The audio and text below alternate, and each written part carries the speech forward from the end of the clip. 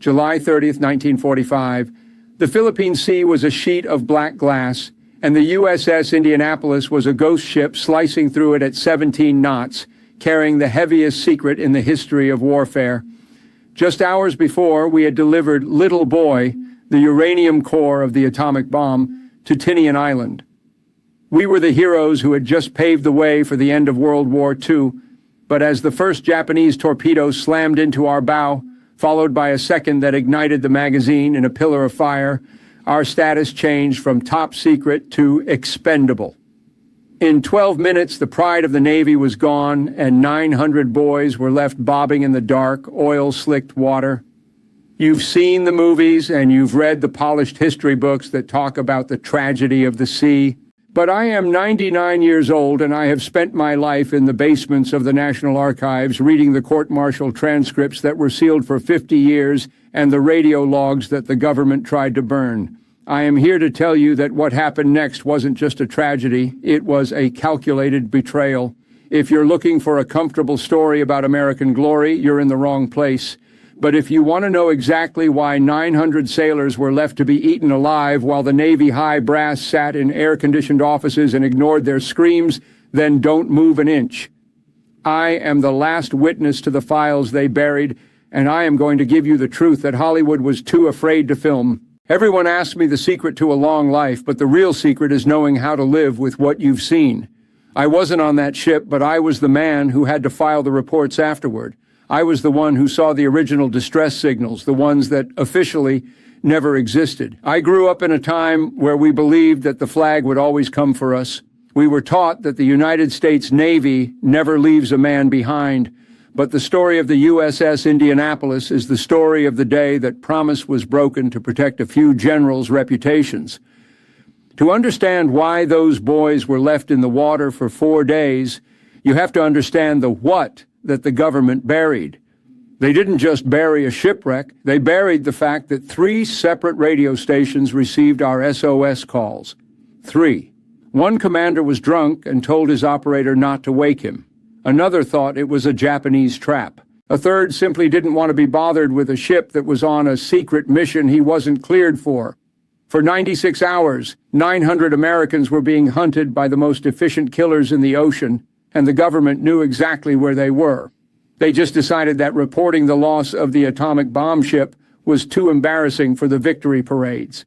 The first day in the water wasn't the worst. The boys were still hopeful. They gathered in groups, clinging to life vests and pieces of debris, singing songs to keep their spirits up. They thought, "We're the Indianapolis. We just delivered the most important cargo in the world. They'll be here by noon." But noon came and went. The sun began to bake the salt into their skin, turning their lips into cracked leather. And then the fins appeared. These weren't the sharks you see on television. These were oceanic white tips, the scavengers of the deep that don't fear man. They started with the dead, the boys who had succumbed to their burns or drowned in the initial sinking.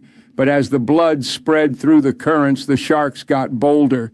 I've read the declassified testimonies of the survivors, the ones the Navy tried to suppress during the court-martial. They described the feeling of a rough sandpaper skin brushing against their legs in the dark.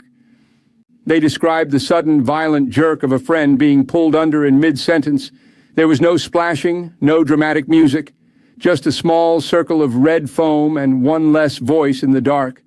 By the second night, the screams were constant. The sharks had realized that 900 men in life jackets were nothing more than a buffet line. Why were they left there? Why did it take a routine patrol plane 4 days later to accidentally spot them? The answer is the most cold-blooded piece of bureaucracy I've ever seen in my century on this earth. The Navy had a movement report system. When a ship didn't arrive at its destination, it was supposed to be reported missing immediately.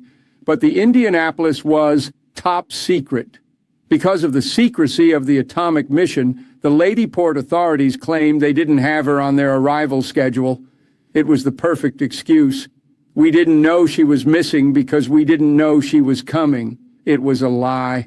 I have seen the decrypted Japanese messages that the Navy intercepted the very night the ship went down. The Japanese submarine commander, Mochitsura Hashimoto, radioed his headquarters and boasted that he had sunk a king-size battleship at the exact coordinates of the Indianapolis. The U.S. intelligence heard that message. They knew a heavy cruiser had been hit, but they didn't check. They didn't want to admit that a lone Japanese sub had taken out their prize ship. They let 900 boys be eaten alive to avoid an uncomfortable conversation at a press conference. By the third day, the madness set in. This is the part of the history they bury because it's too gruesome for the patriotic narrative. Dehydration is a slow, agonizing death. The boys were so thirsty that their tongues swelled until they couldn't close their mouths. And then the saltwater madness took over. One boy would take a sip of the ocean, thinking it was fresh water. Within an hour, the salt would turn his brain to fire. I read accounts of sailors who suddenly screamed that the ship was right beneath them, that the galley was still serving hot coffee and Spam. They would unbuckle their life jackets and dive down to get a drink, never to return. Others became convinced that their friends were Japanese saboteurs. They started killing each other with pocket knives in the middle of the ocean. It was a scene from a nightmare, men fighting sharks with their bare hands while simultaneously fighting their own brothers for a piece of floating plywood. And all the while, the Navy's clerical error remained uncorrected. The government didn't lose the Indianapolis, they abandoned it. When the rescue finally happened on the fourth day, it wasn't because of a brilliant search and rescue operation, it was a fluke. Lieutenant Wilbur Gwynn was flying a Ventura bomber and happened to look down at an oil slick. He thought he saw people, but he couldn't believe it. When he dropped lower, he saw hundreds of heads bobbing in the water, surrounded by white swirls of shark activity. When the first rescue ships arrived, they didn't find heroes, they found ghosts. They found men who were so traumatized they didn't even want to be touched. Out of the 900 who went into the water, only 317 were left. Nearly 600 boys had been devoured or drowned because a drunk commander didn't want to wake up and a bureaucracy didn't want to look bad.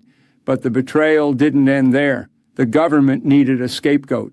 They couldn't have the American public asking why the Navy ignored the SOS, so they did something they had never done in the history of the U.S. Navy.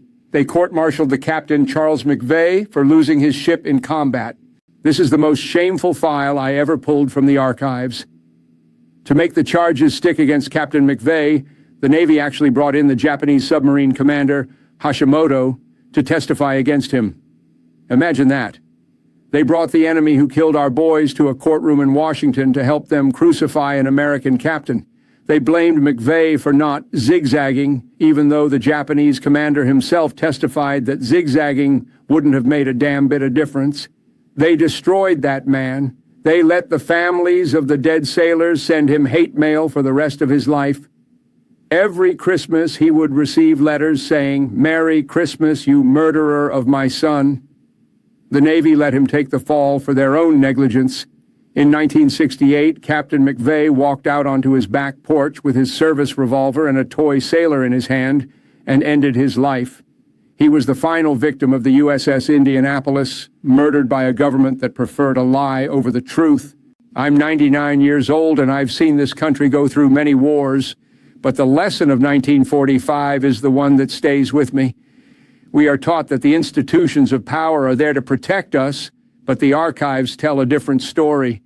They tell us that when a mission is over, the people who carried it out are often seen as expendable.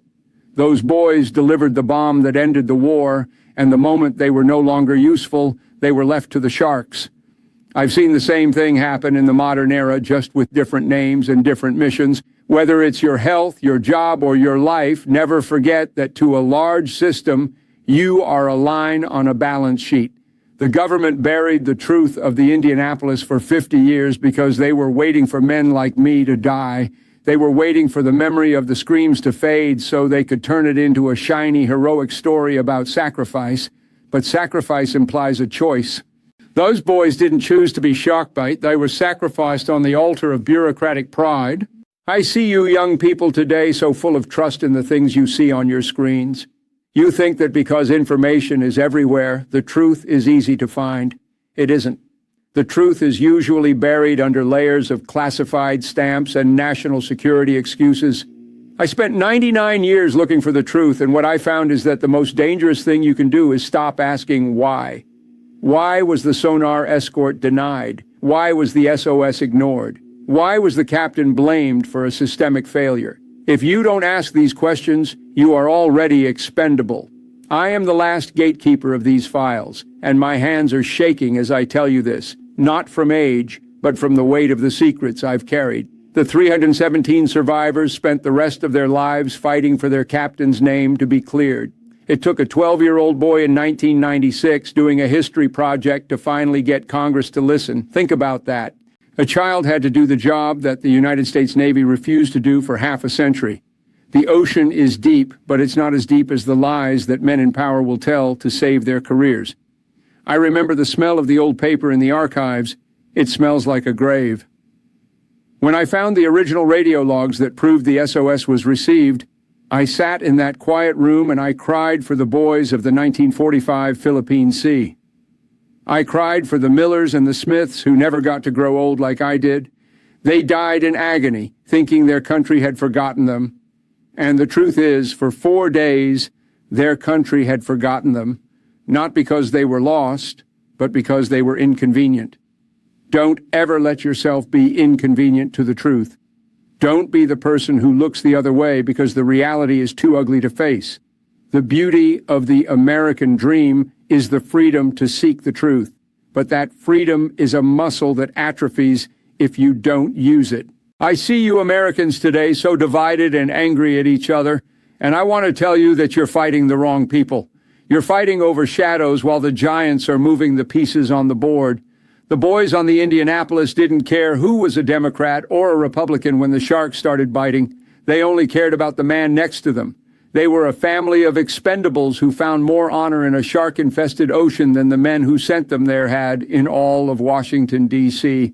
My final warning to you is to watch the people who tell you everything is under control. Watch the people who say trust the system, because the system is designed to survive, not to save you. You are the only thing that can save you. Your loyalty to each other, your grit, and your refusal to accept a lie, that is your only life jacket.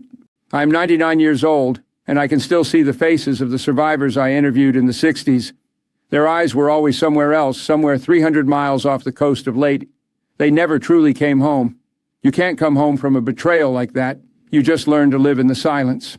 I am breaking that silence today because the fire is almost out and I want you to have the light. I want you to know what the government buried so you can recognize the shovels the next time they start digging. 900 boys went into the water. 317 came out. The rest are part of the ocean now, and their story is part of you. Be worthy of the truth.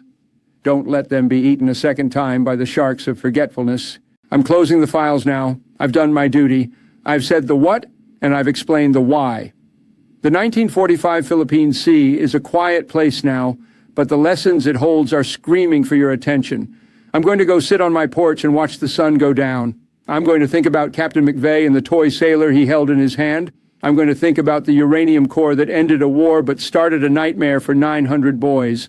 And I'm going to pray that you are brave enough to never stop looking for what they buried. Thank God for one more day. Now go make it count by demanding the truth no matter how much it burns. Goodbye and keep the watch. The horizon is always closer than you think, and the water is never as clear as they tell you it is. Be a sea wolf. Be a truth seeker. Be alive for the boys of the Indianapolis, for America, for the truth. History is a heavy thing to carry, but it's the only thing that keeps us from repeating the same bloody patterns.